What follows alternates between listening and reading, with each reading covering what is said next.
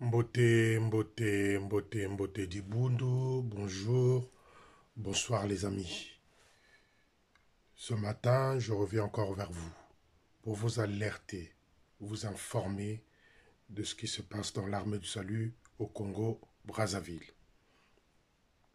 Chers amis, hier vers 16h-17h, j'ai placé une vidéo concernant Aouyanganga, les dégâts qu'il avait laissés à Pointe-Noire et qui commencent à se faire voir aujourd'hui.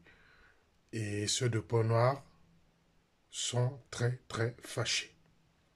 Comme je vous l'ai dit dans cette vidéo-là, il y a eu un conseil consultatif samedi à Pointe-Noire au poste de Kwiku. Au poste de Kwiku pour voir tout ce qui pouvait être dit dans, dans cette réunion-là. Et le grand sujet était les dégâts de Aouyanganga Hervé à Pointe-Noire. Celui-là même qui prétend devenir chef de territoire, celui-là qui prétend devenir secrétaire en chef par la complicité du grand Manitou, Eugène Manabio. Donc je vous ai expliqué dans cette vidéo les dégâts laissés par Eugène Manabio. Chers amis, ça brûle à Pointe-Noire. Ça brûle à Pointe-Noire pourquoi? Joal Kouissana, monsieur le divisionnaire, vend les places de l'EFO à 300 000 francs CFA.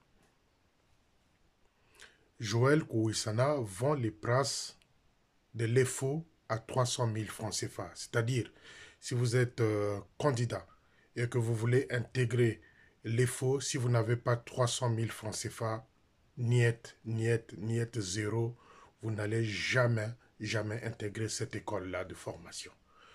Alors, j'ai jamais vu ça dans l'armée de salut. Jamais vu dans l'armée de salut. Il vient d'arriver à l'EFO pendant que les autres avaient déjà commencé les cours. À l'EFO, il y a 2 candidats retardataires qui sont arrivés il n'y a pas très longtemps. Il y a un certain Nombo, il y a un certain Jules qui viennent d'intégrer l'EFO, l'école de formation. Voyez-vous les amis, quand je dis poubelle, quand j'emploie le mot poubelle, j'ai raison et je sais ce que je dis. Il y a un certain Nombo, son frère c'est un député de Inda.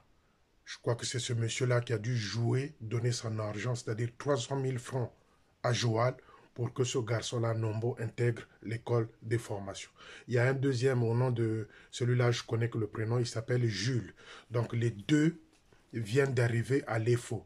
Pendant que les candidats avaient déjà commencé les cours il y a longtemps, ces deux-là viennent d'arriver. Donc des retardataires de l'EFO.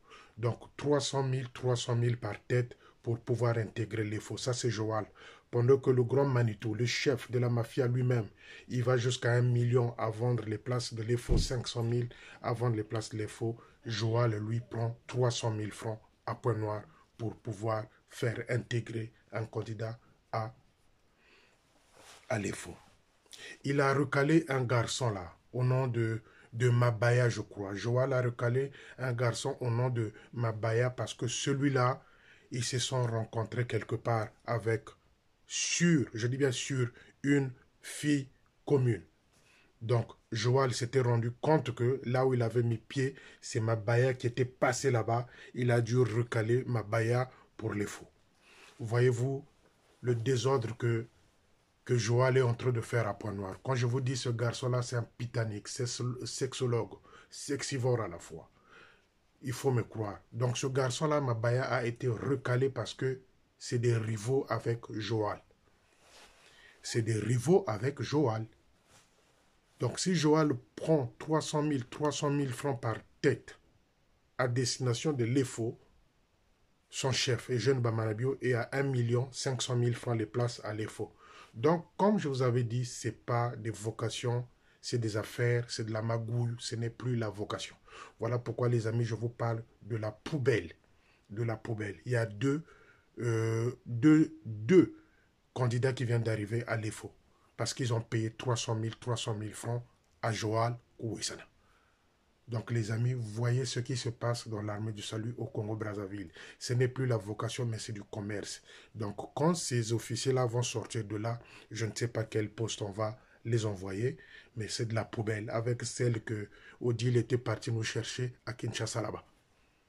Voyez-vous comment marchent maintenant les faux. Voyez comment marchent les faux.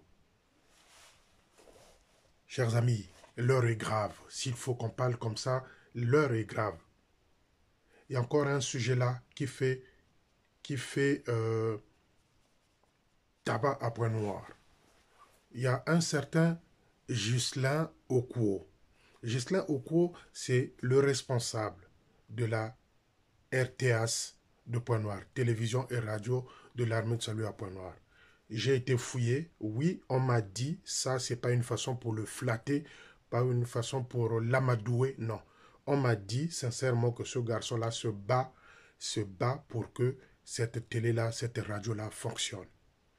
Ce garçon-là se déplace, il fait les voyages pour aller acheter des matériaux, il fait des voyages pour aller chercher des marchés, soit de la publicité pour cette télévision et radio-là. Il se bat en tout cas dans ce sens-là. Mais le côté sombre de ce garçon-là, c'est quoi? Le côté sombre de Ghislain Okuo, c'est quoi? Le gars, il avait déjà démissionné de l'armée de salut.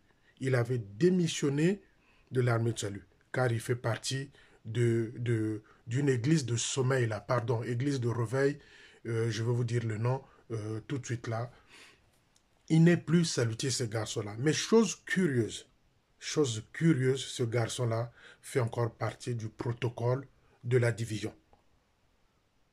Fait encore partie du protocole de la division salutiste de Pointe-Noire. Alors que le gars avait démissionné de l'armée de salut, il fait membre de l'église de sommeil, pardon, église de réveil à Pointe-Noire. Je vais vous dire le nom, ne quittez pas les amis. Donc ce garçon-là avait quitté l'armée de salut. Mais il fait encore partie, s'il vous plaît, du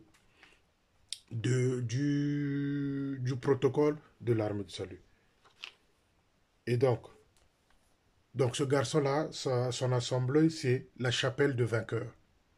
Ce garçon-là, Ghislain Okuo, fait partie de la chapelle de vainqueurs, assemblée de réveil, église de réveil. Donc, il n'est plus salutiste, il avait démissionné. Mais il fait encore partie du protocole de l'armée de salut de la division. Vous savez, ces officiers-là, ils n'aiment jamais laisser les gens partir, surtout si c'est quelqu'un qui a des moyens. Parce que Ghislain Okuo travaille aux impôts. Donc, c'est un gars qui vit bien. Il faut dire ça comme ça. C'est un garçon qui vit bien sa vie. Mais le côté sombre encore de ce garçon, c'est quoi? Il est allé enceinter. Il a une femme dans la maison, ce garçon-là. Il est allé enceinter la sergente de la jeunesse de ce poste-là, comment il s'appelle? De Mbota. Donc, il a enceinté la responsable de la jeunesse, la sergente responsable de la jeunesse à Mbota. Il a enceinté. C'est la fille de Tata Kiafuka. C'est la fille de Tata Kiafuka que Ghislain Okuo a enceinte. Donc, voyez-vous le côté sombre de ce garçon-là. Il avait démissionné de l'armée de salut, mais il fait encore partie du protocole de l'armée de salut.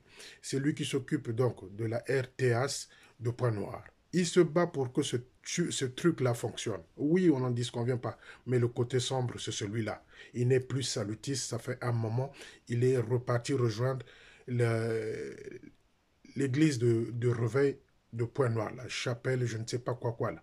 Il a encore enceinté, malgré qu'il a une femme dans la maison, il a enceinté la sergente responsable de la jeunesse au poste de Mbota, la fille de Tata Kiafuka. Donc les amis, tout ça se sait à Pointe-Noire. Tout ça, Joal est informé. Tout ça, Joal encourage, donne la facilité, l'opportunité à ce garçon-là de pouvoir s'installer. On ne sait pas si c'est à vie dans cette responsabilité-là. Donc les amis, Joal n'est pas ça. Joal, c'est un agitateur salutiste. Joal, c'est un sexivore, c'est un pitanique. Joal, c'est c'est le deuxième Akabakou, c'est le deuxième Akabakou de l'armée du salut. Je vous avais dit que ce garçon-là est dangereux avec les filles. Et aujourd'hui, il a recalé Mabaya, candidat, parce qu'ils se sont retrouvés quelque part sur une même fille. Donc, voyez-vous, lui, il n'a pas de leçon de morale à faire aux gens. Joal n'a pas de leçon de morale à faire aux gens. Donc, c'est ce qui se passe à Pointe-Noire. L'heure est grave. Si vous voulez rentrer à l'EFO à Pointe-Noire, il faut que vous ayez 300 000 francs. Pendant que Bamanabe demande 1 500 000 pour des postes à l'EFO, lui, il est à 300 000 francs. Donc, les amis, moi, je ne viens que vous alerter. Je vous ai dit, demain, jeudi, ça va être chaud. Ça va être chaud pour la Major Mbizi, celles-là qui ont tête, qui ont courage, en pas de faire des bêtises au poste de Makelekele. Je viendrai vous montrer quelle est cette femme-là, Major Mbizi. Bien après, je vais vous parler aussi de Tassonda qui avait détourné 15 millions qui devraient servir à la construction d'une école en Pisa. Les amis, demain, ça va être chaud.